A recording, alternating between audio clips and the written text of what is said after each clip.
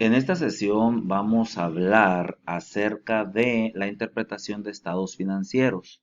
En particular vamos a ver el método de porcentajes integrales. Para esto vamos a hacer el análisis de un balance general como el que estamos viendo ahorita aquí en su pantalla. Tenemos una empresa que se llama Candy Coco SPR DRL.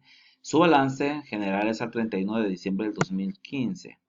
Las cantidades que aparecen en los balances regularmente son estas y son estas, donde se muestra el pasivo y capital contable. Muy bien. Para utilizar este método que les dije se llama porcentajes integrales. Bueno, primero este método consiste en determinar la participación porcentual, o sea, en qué porcentaje de cada renglón del activo respecto del activo total. Entonces hay que ver a cuánto corresponde cada uno de estos renglones que conforman el activo respecto de este activo total.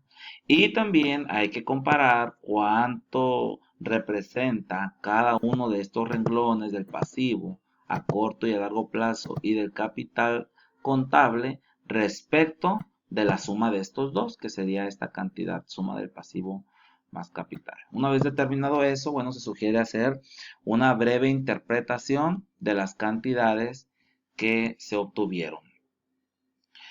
Eso se hace en un balance general, pero para poder interpretar o aplicar este método de porcentajes integrales en el estado de resultados, ahí en ese caso la base del 100% se le va a asignar a las ventas o ingresos y ya cada renglón del estado de resultados se va a ir comparando con base en las ventas o ingresos del periodo de la empresa.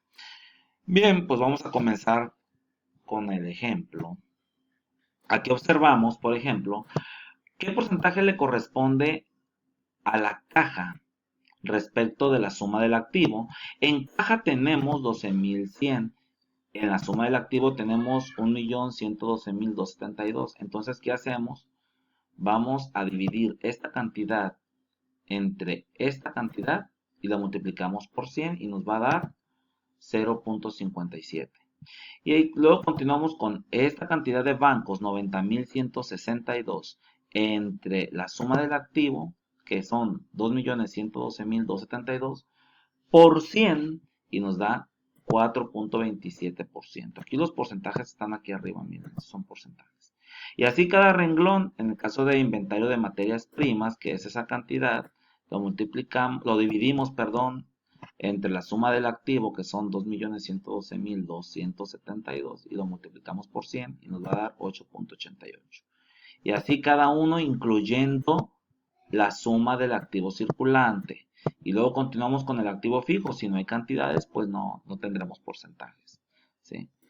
Y ya continuamos así haciendo. Estos serían los porcentajes que estamos nosotros determinando.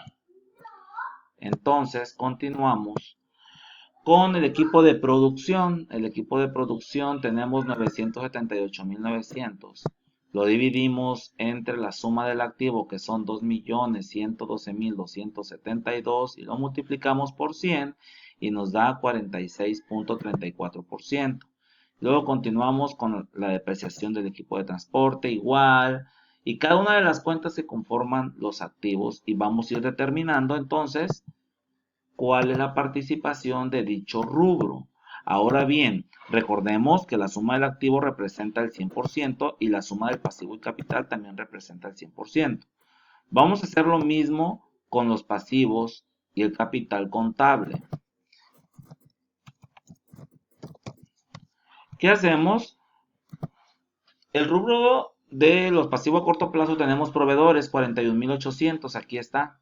Los dividimos entre el total de la suma pasivo más capital y lo multiplicamos por 100 y nos da 1.97. Aquí estas cantidades las vamos a poner dos decimales, 1.98 ya redondeado. Y luego continuamos con los 20,000 de los documentos por pagar a corto plazo entre el total, 2,112,272, y lo multiplicamos por 100 nos da 0.95, y así cada uno de estos rubros.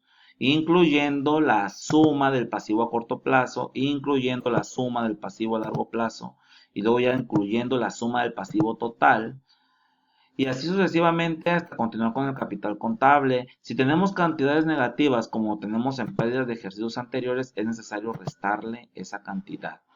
Lo dividimos este rubro entre el total, lo multiplicamos por 100 y como está negativo vamos a poner ese porcentaje negativo. A la hora que sumemos todo este rubro más estos, nos debe de dar el 100%. ¿Sí? Hay que tener mucho cuidado, no podemos sumar todo así de corrido y que nos dé el 100, porque resulta que la suma de, por ejemplo, los pasivos a corto plazo, aquí está, es 31.60. La suma del pasivo a largo plazo es 35, pasivo a largo plazo es 35.03 y la suma del pasivo total sería 66.63. ¿De dónde se determinó esta cantidad? De los 31.60 más 35.03 nos da esta cantidad. Y luego, esa es la suma del pasivo más la suma del capital contable y ya nos da el 100%. Y así es como se determina este método de interpretación de estados financieros. Ahora bien, ¿qué se sugiere hacer? Se puede dejar así, pero yo en mi caso les voy a pedir una pequeña interpretación de esos números. ¿Cómo lo vamos a hacer? En la interpretación a mí me interesan las cantidades que representen mayor porcentaje o también las cuentas que representen un peso de acuerdo a la actividad a la que realiza cada empresa. Esta es una sociedad de producción rural. Yo en otras clases anteriores les explicaba que cómo podemos identificar por el balance más o menos a qué se dedican las empresas, pues por las cuentas. En este caso tenemos 3 inventarios, quiere decir que esta es una empresa industrial porque seguramente lleva contabilidad de costos. Y luego tenemos, si por ejemplo vemos la cuenta de mercancías en tránsito, o proveedores extranjeros, es una cuenta que se dedica a es una empresa que se dedica a importar. Entonces, ahí hay que ver cuánto representan esas cuentas, aunque tengan un pequeño porcentaje, es importante resaltarlas. ¿Por qué? Porque son las cuentas principales de esas empresas. Y luego, por ejemplo, si tenemos la cuenta de, podemos llamar, ¿qué otra cuenta?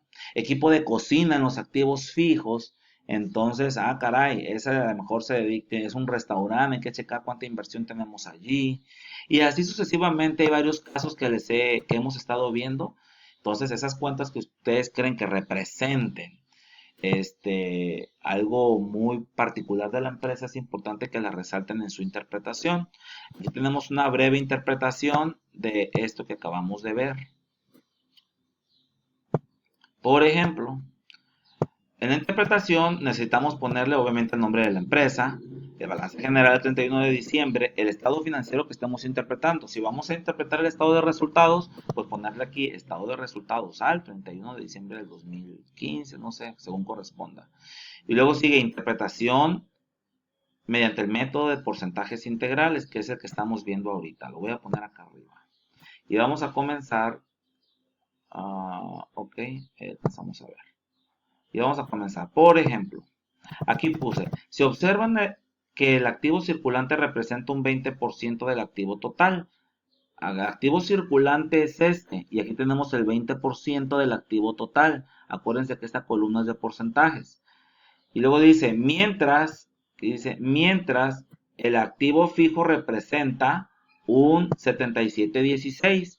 El activo fijo lo tenemos aquí abajo, 77.16, y el activo diferido un 2.84. Entonces, ahí tenemos la primera parte de la interpretación. Y luego continuamos. De los activos circulantes, el rubro que representa un mayor porcentaje son el inventario de materias primas con un 8.88. Aquí está justo materias primas y tiene un 8.88, que en pesos es igual a 187.500. Aquí está. De los activos fijos, el que tiene un mayor peso en inversión es el equipo de producción, que representa un 46.34. Aquí está el equipo de producción, que tiene 46.34% del total de activos, como dice acá. Mientras que el mobiliario representa un 18.45%, equivalente a 389.700. 18.45 es el mobiliario, es este que está aquí.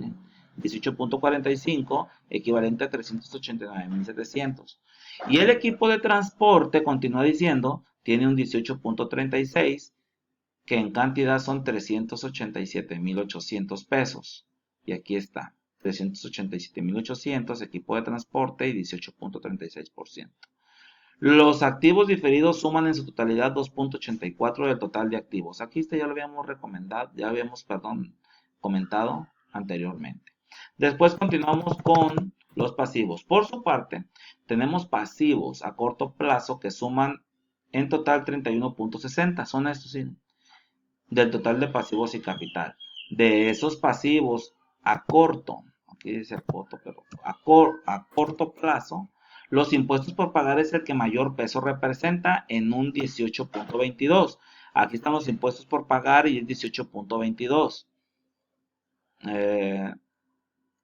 De ahí le siguen los acreedores diversos con un 7.94. Van a estar arribita. Aquí está. Bueno, 7.95 serían porque ya lo redondeamos. Ahí están los acreedores diversos, es la que le sigue 7.95. ¿Sí? Y el resto de las cuentas representan en promedio el 1% del total de pasivos y capital cada una. ¿Por qué? Porque proveedores 1.98, documentos por pagar 0.95, IVA traslado 1.32, acreedores ya no, anticipo a clientes 1.18. Entonces en promedio es el 1% el resto de las cuentas. Continuamos, los pasivos a largo plazo tienen un total de 35.03. Aquí está el pasivo a largo plazo, 35.03. Del total de pasivos y capital, de los cuales las hipotecas representan el 23.67. Aquí están las hipotecas, que en cantidad son 500,000 y el resto lo representa la cuenta de documentos por pagar a largo plazo, que es esta otra cuenta. Y para cerrar tenemos el rubro de capital contable, que representa un 33.37%, que es esta, y en cantidad son 704.807, como dice aquí, del total. Y la cuenta que mayor peso representa es la de utilidad del ejercicio con un 27.33. Del 33.37, el 27.33 es de utilidad del ejercicio, que es esta cantidad. Y también aquí resalta una pérdida de 22.490 que representa el 1.06 y es esta pérdida de ejercicios anteriores. Y básicamente de eso se trata este método con su breve interpretación. De tarea van a tener por ahí unos ejercicios que van a hacer lo mismo, tienen que determinar el porcentaje que corresponde a cada renglón y hacerme una interpretación de al menos media cuartilla, así como la hice yo aquí. ¿Sale? Y bueno, espero que hayan entendido algo del tema, que les haya quedado claro. Cualquier duda, de todos modos, la pueden preguntar y con gusto les resolvemos. Saludos.